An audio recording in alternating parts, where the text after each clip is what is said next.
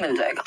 तो ये सेशन आपको पसंद आएगा ही आएगा, दिमाग में चीजें जाएंगी बहुत सारी। लाइक शेयर सब्सक्राइब आप कर देंगे, कमेंट्स में अपने विचार बताएंगे। जब आप बाद में देखेंगे तो बातें कम करते हैं, काम ज्यादा करते हैं। क्वेश्चन नंबर 1 से शुरू करते हैं। आप इसको एक टेस्ट की तरह भी ले सकते हैं और पोल में जवाब देंगे फटाफट से। क्वेश्चन नंबर 1 है आपके सामने। बफरिंग की बात कोई नहीं करेगा, बफरिंग अभी थोड़ी बात जो है रह गई होगी अगर, तो वो रिजॉल्व हो जाएगी।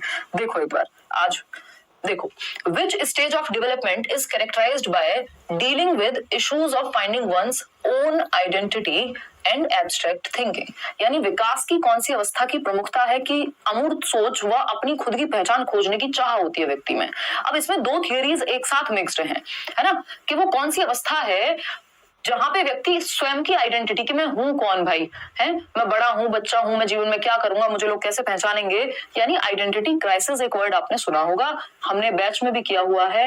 एरिक एरिक्सन की थियरी को आइडेंटिटी क्राइसिस वर्ड उन्होंने कॉइन किया कि मतलब जब आप अपनी आइडेंटिटी खोज रहे होते हैं कि जीवन में मुझे किस तरफ जाना है, क्या करना है, मैं हूं कौन। ठीक, एब्स्ट्रैक्ट थिंकिंग यानी अमूर्त चिंतन, इसका जस्ट ऑपोजिट होता है कॉन्क्रीट थिंकिंग, यानी जिन चीजों को आप टच और फील कर सकते हैं। ये पेन है, ये कॉन्क्रीट है। एब्स्ट्रैक्ट क्या है, जब मैं कुछ विचार अपने मन में सोच रही हूँ, विचार जो है वो एब्स्ट्रैक्ट है, अमूर्त है, उनको टच नहीं किया जा सकता, फील ही कर सकते हो। कॉन्क्रीट चीजों को टच किया जा सकता है, वो मूर्त रूप में आपके सामने होती हैं। अब अगर आपने एरिक्सन की थियरी नहीं भी पढ़ी, जो कि डायरेक्ट आपके सिलेबस में नहीं है लेकिन इनडायरेक्टली है और एक आध क्वेश्चन कभी कभार पूछा जा सकता है ना, तो अगर हम बात करें, थोड़े दिन रुक जाइए कंचन, अगर हम बात करें यहाँ, तो अगर आपको एब्स्ट्रैक्ट थिंकिंग भी आपने पढ़ लिया तो आपको आइडिया लग गया कि एब्स्ट्रैक्ट थिंकिंग कब आती है, फॉर्मल ऑपरेशनल स्टेज में आती है पियाजे के, जो कि 11 वर्ष के बाद होता है। अब हमें पता है 11 वर्ष के बाद वाली अवस्था सिर्फ एडोलेसेंस है यहाँ पे। तो अगर हमें आइडेंटिटी क्राइसिस नहीं भी पता, हमने एरिक्सन की थियरी मान लीजिए नहीं पढ़ी, तब भी हम इसके आंसर तक पहुंच सकते हैं, क्योंकि अमूर्त चिंतन जो है वो आपको पता है फॉर्मल ऑपरेशनल औपचारिक संक्रियात्मक अवस्था जो 11 एंड 15 के बीच की उम्र है, जिसको किशोरावस्था कह सकते हैं, उसी उम्र में अमूर्त चिंतन आता है। डिडक्टिव थिंकिंग भी, निगमनात्मक तर्क भी इसी उम्र में आता है। ठीक है बात। तो एडोलेसेंस कितने की उम्र होती है, 12 से 18 वर्ष, WHO के अकॉर्डिंग 10 से 19 वर्ष। ठीक है बात। इसको स्ट्रेस एंड स्टॉर्म का पीरियड भी कहा जाता है, इसको ब्रिज पीरियड भी कहते हैं, इसको हम ट्रांजिशनल एज भी कहते हैं, इसको हम रिवोल्ट की एज भी कहते हैं। बच्चा बहुत विद्रोह करता है, बहुत सारे चेंजेस उसमें हो रहे होते हैं, हीरो वर्शिप होती है, बहुत सारे इसके कैरेक्टरिस्टिक्स हैं। ठीक है ना। अगर हम बात करें इन्फेंसी की, तो ये जन्म से 2 वर्ष है। अर्ली चाइल्डहुड आपका 2 से 6 वर्ष या 3 से 6 वर्ष भी कई जगह पे, इसको टॉय एज भी कह देते हैं। मिडिल चाइल्डहुड वही आपका 6 से 8 वर्ष, 5 से 8 वर्ष, मतलब लेटर चाइल्डहुड जो उत्तर बाल्यावस्था है, और थोड़ा सा अर्ली चाइल्डहुड, दोनों के बीच की अवस्था को मिडिल चाइल्डहुड कह देते हैं। तो आंसर क्या हुआ, एडोलेसेंस हुआ, किशोरावस्था हुआ। इतनी बात क्लियर है। आगे बढ़ें क्वेश्चन नंबर 2 पर, देखते हैं क्वेश्चन नंबर 2 क्या कहता है। देखिएगा, ये शुरू के 30 सवाल बहुत ध्यान से करने, नहीं तो इसमें आप गड़बड़ करेंगे। देखिएगा, which of the following statements given below is not correct about the principles of development। यानी विकास के सिद्धांतों के बारे में कौन सा एक कथन है जो सही नहीं है, बताइएगा। बफरिंग कल होपफुली रिजॉल्व हो जाएगी यार, हर दिन बेटर ही हो रही है। कोई बफरिंग नहीं, सब मजे लेते हैं, चलिए कोई बात नहीं, कुछ लोगों के लिए शायद हो सकता है। तो अगर हम बात करें, शेयर कर दीजिएगा, ये प्रैक्टिस आपकी इंपॉर्टेंट है। ठीक है ना। तो अगर हम बात करें यहाँ विकास के बारे में, निम्न में से कौन सा कथन सही नहीं है, not correct. Development follows particular sequence, यानी विकास एक खास क्रम को फॉलो करता है, एक क्रम के अनुसार चलता है, बिल्कुल क्रम के अनुसार चलता है। ऐसा थोड़ी होता है आज आप कितने साल के हैं, आज आप बोलना सीखे हैं और कल आप कविताएं गाना शुरू कर देंगे। पहला शब्द आपने आज बोला और अचानक आपने कविताएं गाना शुरू कर दिया, इसको समझने में फिर भी मुश्किल होगी। आज आपने बैठना सीखा और कल दौड़ना सीख लिया, ऐसा तो नहीं होता है आप पहले दौड़ना सीखा बाद में बैठना सीखा या खड़े होना सीखा, ऐसा भी नहीं होता। एक क्रम है, एक सीक्वेंस है, एक प्रोग्रेसिव, ऑर्डरली और सीक्वेंशियल प्रोसेस है विकास, POS जिसको हम कहते हैं। एक पर्टिकुलर सीक्वेंस को फॉलो करता है कि बच्चा क्या है, पहले इन्फेंसी में होता है, फिर वो अर्ली चाइल्डहुड में जाएगा, फिर लेटर चाइल्डहुड में जाएगा, फिर एडोलेसेंस में जाएगा, फिर अडल्ट बनेगा, फिर ओल्ड एज आएगी और टाटा बाय बाय आप दुनिया को कह जाएंगे। ठीक है ना। ये क्या हुआ, ये एक सीक्वेंस है। पहले बूढ़े होते हैं या बाद में जवान होते हैं, ऐसा नहीं होता ना। पहले आप बच्चे होंगे, उससे भी पहले आप एक शिशु होंगे गोद में खेलने वाले, फिर उसके बाद आप एक चाइल्डहुड आता है, आपका बचपन आता है जब आप खेलते कूदते हैं, फिर जवानी, फिर आपका वयस्कता अगर हम कह रहे हैं, किशोरावस्था के बाद, ठीक, फिर जाकर के कहीं आप ओल्ड एज में जाते हैं। ऐसा हुआ है कोई पहले ओल्ड एज में चला गया हो, बाद में वो बच्चा बना हो, नहीं हो सकता ना। तो एक पैटर्न है, एक क्रम है ना, एक क्रम है। कि आप दौड़ने से पहले चलना सीखते हैं, चलने से पहले खड़े होना सीखते हैं। फिर आता है B option, development follows differentiation and integration, यानी विकास विभेदन एवं एकीकरण के सिद्धांत का पालन करता है। ये बात भी बिल्कुल सही है, हमने ये प्रिंसिपल्स में पढ़ा है। डिफरेंशिएशन एंड इंटीग्रेशन, इंटीग्रेशन क्या होता है? सबका एक साथ मिलकर काम करना।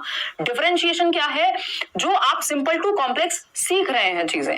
डिफरेंशिएट मतलब आप किसी चीज को उठाना सीख रहे हैं, उसके बाद उसको फेंकना भी सीखेंगे, मतलब कॉम्प्लेक्सिटी। जैसे आप साइकिल चलाते हैं जब, तो आपका इंटीग्रेशन डिफरेंशिएशन दोनों का प्रिंसिपल यूज होता है। क्यों? क्योंकि पहले आपने दौड़ना या चलना सीखा होगा, वही काम आप साइकिल पे बैठ के करते हैं, है ना। और अगर हम बात करते हैं वहां पे, तो डिफरेंशिएशन जो सिंपल टू कॉम्प्लेक्स आपने चीजें सीखी हैं, उसके बाद उन सबको इंटीग्रेट करते हैं, विकास के सभी पहलुओं को इंटीग्रेट करते हैं। आपका देखना भी, यानी बैलेंस बनाना भी, और साइकिल चलाना भी, या जब आप बैडमिंटन खेल रहे हैं तो आपका जो आंखों का विकास हुआ होगा, वो जो आपकी मोटर स्किल्स हैं उनका विकास हुआ होगा, उछलने का, कूदने का, दौड़ने का, जो आपने अलग अलग सीखी होंगी वो एक साथ इंटीग्रेट हो जाती हैं। तो ये भी विकास का ही एक प्रिंसिपल है। फिर आती है development follows toe to head direction. हमसे पूछा था क्या सही नहीं है, तो क्या सही नहीं है ना, नॉट वाला क्वेश्चन पूछा है, तो हमें नॉट वाला ही आंसर चाहिए होगा, यानी जो गलत है। तो development follows toe to head direction, यानी आपके पैर से सिर की ओर चलता है विकास, ऐसा तो नहीं है भाई। पहले तो बच्चा सर संभालना सीखता है, फिर बाकी आपका जो ये ट्रंक पार्ट है या बाकी का आपका जो लेग्स का पार्ट है वो आप बाद में सीखते हैं। मतलब कि पहले बच्चा, और ये गर्भ से ऐसे ही शुरू होता है कि पहले सर का विकास होता है, फिर आपका आप गर्दन संभालना सीखते हैं, जब बैठना शुरू करते हैं, फिर ये वाला पार्ट आप बैठना शुरू करते हैं, फिर खड़े होना शुरू करते हैं, तो सर से पैर तक जाता है, यानी हेड टू टो जाता है, जिसको सेफेलोकॉर्डल कहते हैं। सेफेल का मतलब ये खोपड़ी यानी ब्रेन आपका, तो सेफेलोकॉर्डल ये विकास की क्या है? एक दिशा है। लेकिन इन्होंने उल्टा कह दिया, इन्होंने कह दिया टो टू हेड, यानी पहले चलना सीखेगा, सर संभालना बाद में सीखेगा। ये एकदम खराब बात हो गई। विकास पैर से सिर की ओर नहीं जाता, सिर से पैर की ओर जाता है। Development follows centre to periphery, ये बात एकदम सही है। सेंटर से पेरिफेरी क्या है? पहले बच्चे की रीढ़ की हड्डी डेवलप होगी, या पहले कंधों पे कंट्रोल आएगा, बाद में जाकर के आपका आर्म्स पे, और बाद में उंगलियों पे, है ना। तो ये क्या है? ये बात यहाँ पे गलत है। कौन सी? सी, और जो गलत है वही सही है, क्योंकि पूछा ही गलत है। चलिए खैर आगे बढ़ते हैं, थोड़ा सा स्पीड बढ़ाएंगे, नहीं तो हम बहुत ज्यादा डिटेल में चले जाएंगे। क्वेश्चन नंबर 3 देखिएगा, डिटेल पढ़ेंगे अपनी मैराथन में। The primary cause of individual differences in children is, बच्चों में व्यक्तिगत विभिन्नताओं का प्रमुख कारण क्या है? यानी हम इंडिविजुअल्स डिफरेंट क्यों हैं? आप कई हजार में लोग हैं, है ना, या आपके भाई बहन भी होंगे घर में, क्या सब एक जैसे हैं? नहीं है। अपने इंटरेस्ट, किसी को किसी स्पोर्ट में इंटरेस्ट हो सकता है, किसी को किसी काम में इंटरेस्ट हो सकता है, किसी को ड्राइंग में इंटरेस्ट होगा, किसी को डांसिंग में इंटरेस्ट होगा, किसी को गेमिंग में इंटरेस्ट होगा, किसी को साइकिलिंग में इंटरेस्ट होगा। यानी सबके इंटरेस्ट, यानी सबकी रुचियां भिन्न होती हैं, सबके एप्टीट्यूड, यानी किस क्षेत्र में कौन अच्छा कर सकता है वो अलग होगा। इसके अलावा एटीट्यूड, सबका नजरिया डिफरेंट होगा, एज का भी अंतर होता है, इंटेलिजेंस के लेवल का भी अंतर होता है। तो ये सारे अंतरों के बावजूद दिखने में भी हम सभी सेम नहीं होते, है ना। तो ये सारे अंतर हमें पाए जाते हैं, इसी को इंडिविजुअल डिफरेंस कहते हैं, कि लोग इंडिविजुअल्स डिफरेंट होते हैं, व्यक्ति जो है विभिन्न होते हैं, नहीं तो सब रॉबोट्स हो जाएंगे अगर सब एक जैसे हो जाएंगे तो, है ना। तो ओनली भाई एक जैसे क्या होते हैं? एक जैसा फोन होता है कि आप सेम मॉडल ले आए दुकान से तो सारे एक जैसे चलेंगे बिल्कुल, लेकिन इंडिविजुअल्स में ऐसा नहीं है संभव। ठीक, तो इंडिविजुअल डिफरेंसेस का प्राइमरी कॉज क्या है, मुख्य कारण क्या है? ओनली जेनेटिक मेकअप, सिर्फ जीन्स की वजह से अलग है हम, हमारी सिर्फ हेरिडिटी की वजह से अलग है। ऐसा नहीं है जो जुड़वा बच्चे जिनकी हेरिडिटी में बहुत सिमिलैरिटी भी है उनमें भी अंतर पाए जाएंगे। तो जेनेटिक मेकअप तो होता ही है अलग, लेकिन सिर्फ जेनेटिक मेकअप नहीं है इसका कारण, इसका कारण एनवायरमेंट भी है ना। Only the child rearing style, यानी सिर्फ पेरेंटिंग स्टाइल जी नहीं, complex interplay of heredity and environment. जो व्यक्ति है, डेवलपमेंट क्या है? प्रोडक्ट है, ऐसा वुडवर्थ कहते हैं। Development is the product of heredity and environment, यानी कि वातावरण और आनुवंशिकता का गुणनफल है। इन दोनों के बीच में जो जटिल या परस्पर अंतःक्रिया हो रही होती है कि आपको जो हेरिडिटी से मिला है और आपको जो एनवायरमेंट मिला है। हेरिडिटी से आपके अंदर क्षमता थी कि आपके माता पिता स्पोर्ट्स पर्सन थे, तो आपकी हेरिडिटी बहुत बेटर है, स्पोर्ट्स में अच्छा करने के लिए शारीरिक क्षमता आपकी ज्यादा है। लेकिन अगर आपको ट्रेनिंग नहीं मिली तो आप अच्छे स्पोर्ट्स पर्सन नहीं बन पाएंगे, या फिर वाइस वर्सा इसका हो सकता है। ठीक, तो only the physical environment of the child जी नहीं, साइकोलॉजिकल एनवायरमेंट भी उतना ही महत्वपूर्ण है। तो C option is the right answer. आगे बढ़ेंगे, सोशलाइजेशन इज अभी आसान सा सवाल है कि सामाजिकरण क्या है? एक लीनियर और फिक्स्ड प्रोसेस है, एक रेखिक प्रोसेस है, फिर ये होगा फिर ये होगा, फिक्स्ड है बिल्कुल, है ना। या फिर फिक्स्ड तो समाज भी नहीं होता, समय के साथ समाज भी बदलता है, फ्लेक्सिबल या चेंजेस आते हैं, डायनामिक होता है, तो फिक्स्ड तो पॉसिबल ही नहीं है। कोई भी प्रोसेस है, अगर ध्यान रखिएगा, कोई भी अगर प्रोसेस है, चाहे वो सोशलाइजेशन हो, डेवलपमेंट हो, कोई भी प्रोसेस है दुनिया की, वो फिक्स नहीं हो सकती, क्योंकि अगर फिक्स होगी तो वो प्रोसेस नहीं कहलाएगी, है ना। तो प्रोसेस और प्रक्रिया है तो वो चेंज तो होगी ही। सिंपल एंड यूनिडायमेंशनल, देखिए यूनिडायमेंशनल कुछ भी अच्छा वर्ड नहीं है, एकदम नेगेटिव है। यूनिडायमेंशनल मतलब सिंगल डायरेक्शन होती है, जबकि मल्टीपल डायरेक्शन होती है। समाज अलग अलग तरह का है, अलग अलग दिशाओं में चीजें होती हैं, तो ये कहना भी गलत हो गया। कॉम्प्लेक्स एंड मल्टी डायमेंशनल यानी जटिल है और मल्टीपल दिशाओं में काम करता है।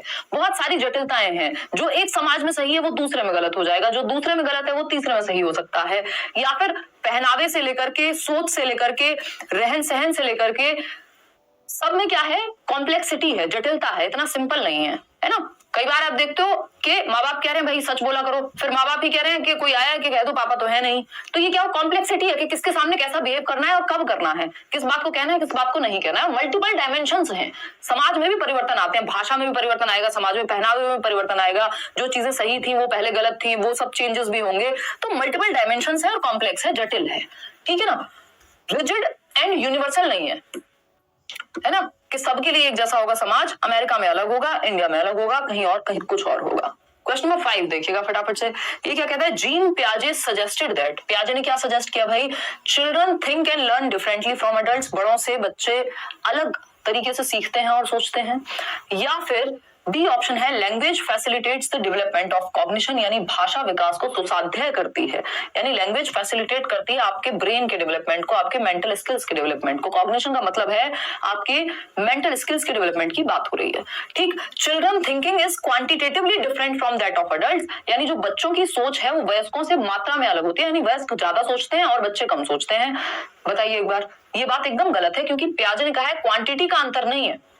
किसका अंतर है, क्वालिटी का अंतर है ना। किसका अंतर है, क्वालिटी का अंतर है। बच्चों की सोचने की दिशा अलग हो सकती है, सोचते वो भी हैं, बड़े भी सोचते हैं, है ना। तो ये कहना गलत होगा, यहाँ क्वालिटी में अंतर होगा, अमाउंट में नहीं, क्वांटिटी में नहीं। Are born as blank slates, ये बात तो जॉन लॉक कह रहे थे, पियाजे बिल्कुल भी इस बात को नहीं मानेंगे कि खाली तख्तियां कुछ भी लिख दो, बल्कि पियाजे कह रहे हैं सीखने की क्षमता के साथ जन्म लेते हैं, लिटिल साइंटिस्ट है, नन्हे वैज्ञानिक हैं, ठीक है ना। लैंग्वेज फैसिलिटेट करती है कॉग्निशन को, ये बात वाइगॉस्की कहते हुए अच्छे लगते हैं, पियाजे कहते हुए अच्छे नहीं लगते, क्योंकि उन्होंने उतना महत्व लैंग्वेज को नहीं दिया है ना। या अगर हम देखें उन 4 फैक्टर्स में लैंग्वेज नहीं आती है, लेकिन वाइगॉस्की उसको ज्यादा महत्व देते हैं। तो हम कहेंगे कि children think and learn differently from adults, बच्चे बड़ों से अलग सोचते हैं और सीखते हैं, उनका तरीका डिफरेंट होगा, वे डिफरेंट होगा सोचने का। बात सही है या नहीं है, बिल्कुल सही है। आगे बढ़ते हैं क्वेश्चन नंबर 6 पर। क्वेश्चन नंबर 6 क्या कहता है भाई, क्वेश्चन नंबर 6 कहता है which of the following is a correctly matched pair, यानी सही से सही युग्म पहचानना है आपको, कौन से जोड़े का मिलान सही हुआ है, ठीक है। इन्फेंसी जो है 6 से 11 वर्ष की अवस्था है, अभी बताया था 2 मिनट पहले, अगर इसमें भी कोई गलती करेगा तो बड़े दुख की बात हो जाएगी, क्योंकि अभी हमने 2 मिनट पहले इसको डिस्कस किया है कि जो आपका इन्फेंसी है वो कितने से कितने साल की अवस्था को कहते हैं, यानी शैशवावस्था की अगर हम बात करें। बताइएगा एक बार फटाफट से बताइए।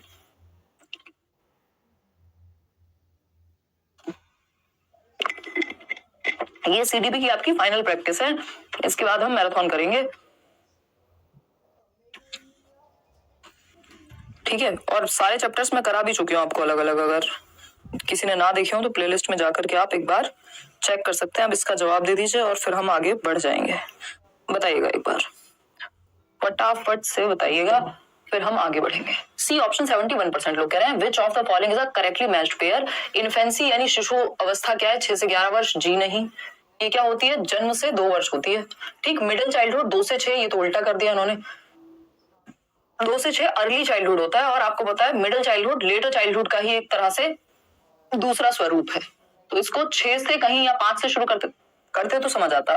फॉर्मल ऑपरेशनल स्टेज 11 साल के बाद आती है, ये पियाजे कहते हैं एकदम बात सही है। अमूर्त संज्ञात्मक अवस्था 11 से अधिक वर्ष की उम्र की अवस्था है, वो जो पियाजे की स्टेज है ना, SPCF, sensory motor, pre operational, concrete operational और formal operational. Some people can't focus से हम याद रखते हैं, ठीक है जी। अगर हम बात करें प्री ऑपरेशनल स्टेज की, तो ये जन्म से 2 वर्ष नहीं होती, 2 से 7 वर्ष होती है, पूर्व संक्रियात्मक अवस्था, तो ये भी गलत हो गया। C option is the only right answer over here. आगे बढ़ेंगे क्वेश्चन नंबर 7, पेपर में एज इट इज चीजें देखने को मिलेंगी। क्वेश्चन नंबर 7 देखिएगा और पढ़िएगा। A major critic of Kohlberg's theory of moral development, जो कोहलबर्ग का नैतिक विकास का सिद्धांत है, उसकी प्रमुख आलोचना क्या है ना। आप कितना भी अच्छा करिए, आलोचना तो कुछ ना कुछ होगी। तो अगर हम बात करें कि उसके बारे में नेगेटिव बात क्या है, या किसने, कैरल गिलिगन उनकी स्टूडेंट थी, उन्होंने क्या किया, क्रिटिसाइज किया। किसको? कोलबर्ग को जेंडर बायस थियरी कहा, कल्चर बायस कहा और भी कुछ बातें कही। तो देखिए एक बार कौन सी बात यहाँ सही है कि क्रिटिसिज्म कौन सा मेजर क्रिटिसिज्म है। It does not specify stages, यानी यह चरणों को निर्दिष्ट नहीं करता, जबकि 6 स्टेजेस क्लियरली दी हुई है, 3 लेवल्स क्लियरली दिए हुए हैं। ऐसा नहीं है कि स्टेज क्लियर नहीं है, कि कोई स्टेज ही नहीं है, पता ही नहीं है कौन सी स्टेज में क्या होता है, ये सब प्रॉब्लम नहीं है कोलबर्ग की थियरी में।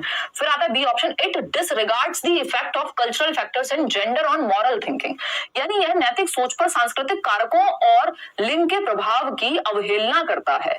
यानी जो कल्चर का प्रभाव है और जो जेंडर का प्रभाव है सही और गलत पे, है ना, सही और गलत पे, महिलाओं के लिए सही और गलत समाज ने अलग तय किया हुआ है, पुरुषों के लिए अलग। और अगर हम बात कर रहे हैं यहाँ पे कल्चर का भी प्रभाव पड़ेगा। अमेरिका में हो सकता है एक चीज सही हो जो हमारे यहाँ गलत है, जो हमारे यहाँ गलत है हो सकता है वहां सही हो, या अलग कंट्रीज में भी। तो जिस संस्कृति से आप आ रहे हैं उसका प्रभाव पड़ता है आपके सही और गलत पे भी। जो मॉरल थिंकिंग है, आपकी नैतिकता है, उस पर भी प्रभाव पड़ेगा। इस बात को कोलबर्ग ने ध्यान में नहीं रखा। उन्होंने कहा सारी दुनिया के लिए यही यूनिवर्सल स्टेजेस हैं, जबकि संस्कृति के बदलते ही, जेंडर के बदलते ही बहुत सारी चीजें चेंज हो जाती हैं, जो कि मतलब उस तरह से नहीं होनी चाहिए मॉरली। अगर हम बात करें तो B option is the right answer over here. ये बात सही है, फिर भी चेक कर लेते हैं। It uses participant observations of children in naturalistic settings, यानी यह प्राकृतिक स्थितियों में बच्चों के सहभागी अवलोकनों का उपयोग करती है। तो ये पॉजिटिव बात है कि इन्होंने मतलब डिस्कशन किया और वो सब, ये इसकी अवहेलना नहीं है, इसमें कुछ भी नेगेटिव नहीं है। It does not give a fixed sequence, fixed sequence दिया तो हुआ है भाई। B option is the right answer. जो स्टेजेस हैं वो पूरी दुनिया के लिए सेम है। तो ये कल्चरल फैक्टर्स पे ध्यान नहीं है, या जेंडर को इन्होंने इंक्लूड नहीं किया कि जो महिलाओं की नैतिकता है वो केयर वाला एस्पेक्ट उसमें ज्यादा होता है एंड ऑल। क्वेश्चन नंबर 8 देखिएगा, लेव वाइगोस्की बिलीव्ड दैट, यानी वाइगोस्की ने क्या माना, या वाइगोस्की का क्या मानना था। जवाब देंगे फटाफट से और फिर आगे बढ़ेंगे। बताइएगा एक बार। 10 अगस्त 7 to 9 PM ट्वीट करिए। ये किस विषय में, आप पहले एक बार मेल डाल दीजिए मुझे, है ना चिरंतन, एक बार मेल डाल दीजिए, टीम चेक कर लेगी और बिल्कुल करेंगे सपोर्ट, कोई दिक्कत नहीं। अगर कुछ सही बात है, वैलिड इशू के लिए आप कुछ बात उठा रहे हैं तो बिल्कुल करेंगे।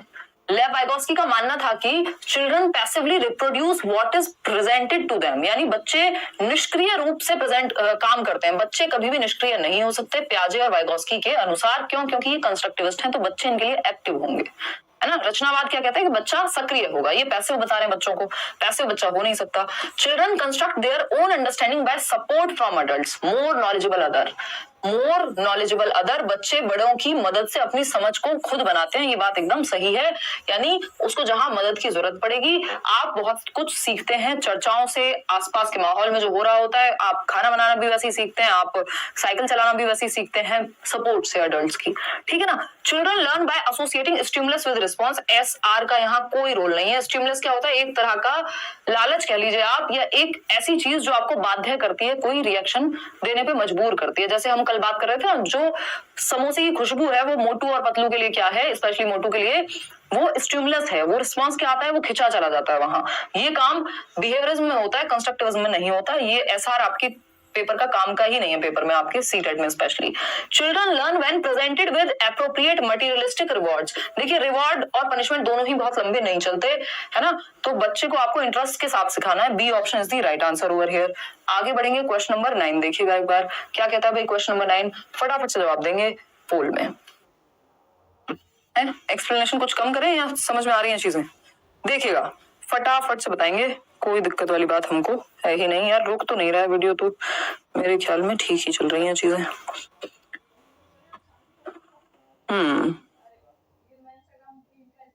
चलिए बहुत बढ़िया, बहुत ही बढ़िया। देखिएगा एक बार,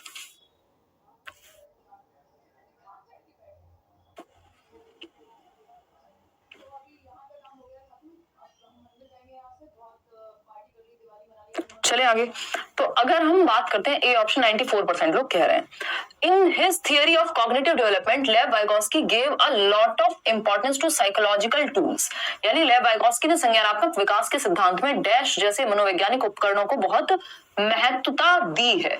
अब वो कौन से मनोवैज्ञानिक उपकरण है? साइकोलॉजिकल, क्योंकि बाहर तो है नहीं, साइकोलॉजिकल क्यों कहा है? फिजिकल टूल्स हैं ये, लैंग्वेज थोड़ी फिजिकल टूल है ना।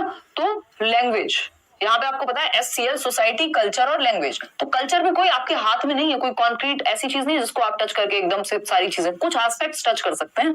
तो लैंग्वेज क्या है यहाँ पे सही उत्तर हुआ कि एक ऐसा इंपॉर्टेंट टूल है, इंसान का ग्रेटेस्ट टूल है जिससे वो अपनी समझ को बना सकता है। मैं और आप अभी लैंग्वेज का इस्तेमाल करके अपनी समझ को विकसित कर रहे हैं। कैलेंडर, कैलकुलेटर, मोबाइल्स, इन सब में लैंग्वेज का प्रयोग होता है। तो A option is the right answer. Society, culture और लैंग्वेज में से कोई भी मिल जाए तो आप समझ जाइएगा, इसी की बात हो रही है। क्वेश्चन नंबर 10 देखिएगा फटाफट से। ये क्या कहता है? इन अ प्रोग्रेसिव क्लासरूम, एक प्रगतिशील कक्षा में learning of children is controlled by giving rewards and punishment. Progressive classroom है जो लर्निंग बाय डूइंग पे ध्यान दे, जो चाइल्ड सेंटर्ड हो, जहां बच्चा केंद्र में हो, है ना।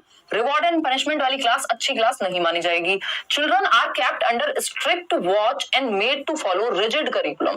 देखिए करिकुलम हमेशा फ्लेक्सिबल यानी लचीला होना चाहिए, और उसमें चाहे वो सेटिंग अरेंजमेंट हो क्लासरूम में, चाहे वो करिकुलम हो, सिलेबस हो, चीजें फ्लेक्सिबल होनी चाहिए, लचीलापन हो, जिनमें चेंजेस की संभावना हो, सख्त ना हो। क्योंकि सख्त चीज या रिजिड ठोस चीज क्या होगी, टूट जाएगी समय के साथ, नहीं बदलेगी। तो the approach of drill and repeated practices to followed repeated practice को अच्छा नहीं माना जाता। बस 2 एकम 2, 2 दूनी 4 रट्टे लगवा दो, नहीं अच्छा मानेंगे इसको हम। Direct experience and discussions are the basis for learning. आपको सिंपल एक फंडा पता है, जहां बच्चा सबसे ज्यादा एक्टिव है, बफरिंग हो रही है आई नो, जहां बच्चा सबसे ज्यादा एक्टिव है वही बेस्ट जवाब है। यानी प्रत्यक्ष अनुभव, जो डायरेक्ट एक्सपीरियंस, आप उसको फील्ड ट्रिप पे ले गए, ताजमहल की सिर्फ बातें नहीं कर रहे हैं, ताजमहल दिखाने भी ले गए हैं, या उसको कोई अनुभव उसके साथ साझा करने को कह रहे हैं, डिस्कशन को कह रहे हैं कि कोई बच्चा ताजमहल गया हो तो वो चर्चा करे उसका क्या अनुभव रहा, है ना। ठीक है जी, चलिए खैर, तो D option is the right answer. आगे बढ़ेंगे नेक्स्ट क्वेश्चन पे। Individuals who demonstrate dash are acutely aware of their feelings and can show an appreciation for themselves। यानी वो इंडिविजुअल्स जो डिमॉन्स्ट्रेट करते हैं, क्या डिमॉन्स्ट्रेट करते हैं, are actually aware of their feelings and can show an appreciation for themselves. यानी कौन सी बुद्धि का प्रदर्शन करने वाले व्यक्ति अपनी भावनाओं के बारे में गहराई से जानते हैं और अपने गुणों को पहचानते हैं। यानी सेल्फ अवेयरनेस है उनमें कि वो उनको कौन सी चीजें दुखी करती हैं, वो किस चीज से मोटिवेट होते हैं, अपनी फीलिंग्स को लेकर के, अपने इमोशंस को लेकर, अपने पैटर्न्स को लेकर के जो अवेयर हैं, कौन सी बुद्धि रखेंगे। देखिए सेल्फ लिखा है, खुद को जानने, खुद की फीलिंग्स, खुद के इमोशंस, खुद का टेम्परामेंट, है ना, ये सब जो लोग जानते हो उनमें कौन सी बुद्धि है। तो गार्डनर की एक प्रकार है बुद्धि का जिसको हम इंट्रापर्सनल इंटेलिजेंस कहते हैं। अगर ये अदर्स के बारे में होता, है ना, अवेयर ऑफ देयर फीलिंग्स यानी खुद की फीलिंग्स के बारे में, देमसेल्व्स, अगर अदर्स लिखा होता तो ये इंटरपर्सनल हो जाता। तो सिंपल सा जवाब है, बॉडी का एस्थेटिक जो है स्पोर्ट्स में अच्छे होंगे, लॉजिकल मैथमेटिकल जो है वो मैथ्स में, साइंस में अच्छे होंगे, लिंग्विस्टिक इंटेलिजेंस जो है वो लैंग्वेज में अच्छे होंगे। लेकिन ये किसमें अच्छे हैं? खुद को जानने में, अंतः व्यक्तिक, स्वयं को जानने में। ये फिलोसफर्स हो सकते हैं, है ना, ये बुद्धा के बारे में भी आप ये बात कह सकते हैं। हालांकि उनमें एग्जिस्टेंशियल इंटेलिजेंस भी है, बट उसको अभी आपकी एनसीईआरटी रिकॉग्नाइज नहीं करती है एग्जिस्टेंशियल को, तो उनको इंट्रापर्सनल में ही डालेंगे। क्वेश्चन नंबर 12 देखिएगा, which of the following behaviours by teachers help to reduce gender stereotyping and discrimination in children. यानी शिक्षकों का कौन सा व्यवहार बच्चों में जेंडर रूढ़िबद्धता, पक्षपात कम करने में मदद करेगा, यानी जेंडर स्टीरियोटाइप को कम करने में मदद करेगा। कौन सा व्यवहार टीचर का? Asking only boys to pick up heavy furniture in class, यानी कक्षा में केवल लड़कों को भारी कुर्सी मेज उठाने को कहना। अब इससे क्या होगा, आप कहीं ना कहीं ये दर्शा रहे हैं कि सिर्फ लड़कों में ही क्षमता है और लड़कियों को कुछ भी उठाने का काम है तो करना ही नहीं है। जबकि हम पढ़ रहे हैं कर्णम मलेश्वरी 130 किलोग्राम तक वजन उठा ले रही हैं। तो थोड़ी ट्रेनिंग या जो कुछ तो उनको भी इन्वॉल्व करना ही होगा यहाँ पे। लड़कियों को भी जरूरी नहीं है बहुत भारी सामान है तो दूसरा सामान, मतलब मिलजुल के भी काम किया जा सकता है। लड़के और लड़कियां मिलकर भी डेस्क उठा सकते हैं, ऐसा नहीं है कि सिर्फ लड़कों का ही काम होगा। तो ये तो और प्रमोट करेगा जेंडर बायसनेस को या स्टीरियोटाइपिंग को। Giving toy dolls and houses to only girls, यानी जो गुड़ियों का खेल है वो सिर्फ लड़कियों से संबंधित है और लड़कों को हम गन दे रहे हैं, कार्स दे रहे हैं, तो ये क्या है, स्टीरियोटाइप को बढ़ावा दे रहा है। सी ऑप्शन है referring to care giving professions for women only. जहां केयर की बात आती है, देखभाल की बात आती है, तो हम कह रहे हैं सिर्फ फीमेल्स को बनाओ। अगर नर्सेज बनाना है तो सिर्फ फीमेल्स को बनाइए। जहां केयर करने की बात आए फीमेल्स को बनाइए। बच्चे का पालन पोषण करना है तो सिर्फ माता करे, पिता का कोई रोल ही नहीं है, वो तो केयर के कैपेबल ही नहीं है, केयर नहीं कर सकते। तो ये जेंडर स्टीरियोटाइप को बढ़ावा मिलता है इस चीज से, इससे कोई कम नहीं हो रहा। ठीक, inculcating qualities autonomy and empathy in all genders, ये एक ऐसी चीज है अगर हमने ये कर दिया तो हम क्या करेंगे, जेंडर स्टीरियोटाइपिंग यानी जो चला आ रहा है समाज में कि ये फीमेल्स का काम है, ये मेल्स का काम है, वो चीज कम होगी क्योंकि दोनों इंडिविजुअल्स मिलकर कोई भी काम कर सकते हैं।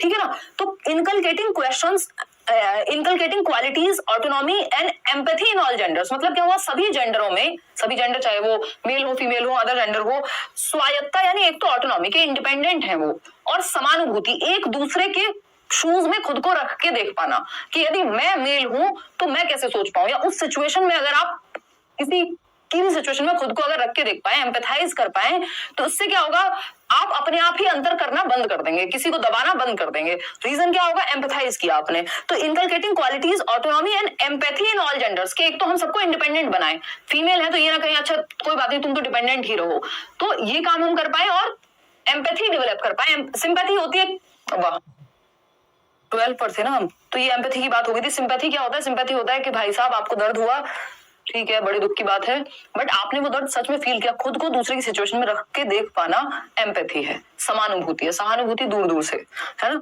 तो D option is the right answer. आगे बढ़ेंगे, अब एक्सप्लेनेशन कम करेंगे, फटाफट से आप जवाब देंगे। क्वेश्चन नंबर 13 है, which perspective considers language to be an important tool that facilitates cognition, यानी कौन सा परिप्रेक्ष्य भाषा को संज्ञान के साथ सुसाधित करने वाले महत्वपूर्ण उपकरण के रूप में देखता है, यानी जो कॉग्निशन है, आपकी मेंटल स्किल्स है, आपकी मेंटल एबिलिटीज है, उनको बेहतर करेगी लैंग्वेज। कौन मानेगा ये, जवाब दीजिए फटाफट से। सी ऑप्शन 65% लोग सही कह रहे हैं, बिल्कुल। सोशियो कल्चरल अप्रोच लैंग्वेज को एक ग्रेटेस्ट टूल के रूप में देखती है ह्यूमन की, और सोशियो कल्चरल अप्रोच थ्योरी का नाम है किसकी, वाइगॉस्की की थ्योरी, जो मानते हैं कि समाज और संस्कृति के द्वारा हमारे संज्ञानात्मक विकास क्या है, ब्रेन का डेवलपमेंट, मेंटल स्किल्स का डेवलपमेंट, सोचना समझना तर्क करना, ज्ञान का निर्माण करना, ये सब कॉग्निटिव डेवलपमेंट में आती हैं। Thinking, reasoning, problem solving, decision making, attention, memory, perception, ये सब कॉग्निटिव डेवलपमेंट में आएंगे। साइकोडायनेमिक जो है वो फ्रॉइड की अप्रोच है, ये मन के एस्पेक्ट्स पे ज्यादा बात करेगी। इंफॉर्मेशन प्रोसेसिंग, ब्रेन को कंप्यूटर की तरह देखेगी। बिहेवियरिस्टिक तो स्टिमुलस रिस्पॉन्स की बात करते हैं, ठीक है ना। अच्छा ओके चिरंतन, ये काम हम कर देंगे बिल्कुल, ठीक है। देखिएगा तो सी ऑप्शन, ये एक बार मेल भी कर दीजिएगा चिरंतन। क्वेश्चन नंबर 14 देखिएगा, Which of the following is not an effective strategy to accommodate diversity in a classroom? यानी कक्षा में विविधता को समायोजित करने के लिए निम्नलिखित में से कौन सा एक प्रभावी रणनीति नहीं है, यानी इफेक्टिव टेक्निक नहीं है। डाइवर्सिटी क्या है, बच्चे अलग अलग तरह के होंगे, है ना, अलग अलग तरह से सीखेंगे। सारे बच्चे एक ढंग से कैसे सीखेंगे भाई, है ना, क्योंकि बच्चे अलग अलग भाषाएं बोलने वाले हैं, अलग अलग बैकग्राउंड से आते हैं, बच्चे डिफरेंट हैं क्लासरूम में, उनको कैसे केटर करें, इसके बारे में कौन सी बात गलत है। Finding out the students social and cultural context of the students, यानी छात्रों के सामाजिक और सांस्कृतिक संदर्भ का पता लगाना, तो इससे तो अच्छे से डील हो पाएगा। हमें तो नेगेटिव आंसर चाहिए क्योंकि नॉट पूछा है। Adapting pedagogy as per the students different backgrounds, यानी पेडागोजी को अडेप्ट करना, यानी बच्चे के बैकग्राउंड के अकॉर्डिंग अपने मेथड्स में चेंज लाना। पेडागोजी का मतलब है यहाँ मेथड्स, ये भी बात सही है। Providing a variety of examples, देखिए वैरायटी ऑफ एग्जांपल और मीनिंगफुल लर्निंग हमेशा अच्छे होते हैं, ठीक है ना, कि किसी को एक एग्जांपल समझ नहीं आ रहा दूसरे से आ जाएगा। Using a standardised set of instruction and ignoring the background of learners, यानी स्टैंडर्डाइज्ड सेट इंस्ट्रक्शन एकदम खराब होती है, क्यों, क्योंकि डिफरेंशिएटेड इंस्ट्रक्शन चाहिए हमको, अलग अलग बच्चों के लिए अलग अलग मेथड्स जहां पे अपनाए जा सके। स्टैंडर्डाइज्ड हो गई, आप सबको एक डंडे से हाँक रहे हैं, do not beat everyone with the same stick, ये बात हम कहते हैं जब हम इंडिविजुअल डिफरेंसेस पढ़ते हैं, जब हम इंक्लूसिव एजुकेशन पढ़ते हैं, जब हम चाइल्ड सेंटर्ड एजुकेशन पढ़ते हैं। तो डी ऑप्शन गलत है, और जो गलत है वही सही है, क्योंकि पूछा ही गलत था, नॉट लिखा था। ध्यान से करने होते हैं, नॉट वाले जवाब बहुत गलत होते हैं लोगों के। देखिएगा क्वेश्चन नंबर 15 की बात करते हैं। क्वेश्चन नंबर 15 कहता है, which of the following should characterise assessment for meaningful learning, यानी निम्नलिखित में से अर्थपूर्ण अधिगम के लिए आकलन की विशेषता क्या होनी चाहिए। अर्थपूर्ण अधिगम, अर्थपूर्ण बोले तो मतलब जिसका कोई मीनिंग हो, जो बच्चे की लाइफ से जुड़ा हुआ हो, रियल लाइफ से जुड़ा हुआ, ठीक है ना। स्टैंडर्डाइज्ड बिल्कुल सही तरीका नहीं है। कॉम्प्रिहेंसिव, चलो ठीक है, बच्चे के हर एक पक्ष को, फॉर लर्निंग क्या है, कॉम्प्रिहेंसिव एस्पेक्ट में आएगा। फिर भी अगर हम बात करें फॉर्मेटिव पक्ष में आएगा या क्वालिटेटिव कोई पक्ष होता नहीं है, ठीक है ना। तो निम्नलिखित में से अर्थपूर्ण अधिगम के लिए आकलन की विशेषता क्या होनी चाहिए, यानी बच्चा मीनिंगफुली सीखे। तो एक तो व्यापक का मतलब क्या होता है, होलिस्टिक एस्पेक्ट, यानी बच्चे का करिकुलर प्लस को करिकुलर। करिकुलर क्या होता है, शैक्षिक पक्ष। सह शैक्षिक क्या होता है, जो को करिकुलर, स्पोर्ट्स है, ड्राइंग है, पेंटिंग है, वो सब आ जाते हैं इसमें, ठीक है ना। अगर हम बात करें कॉम्प्रिहेंसिव की, तो इसमें सभी पक्ष आ गए, ठीक।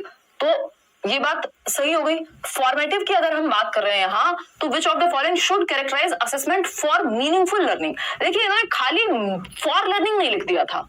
अगर फॉर लर्निंग लिखा होता तो हम कहते हैं हाँ फॉर्मेटिव है, ठीक है ना।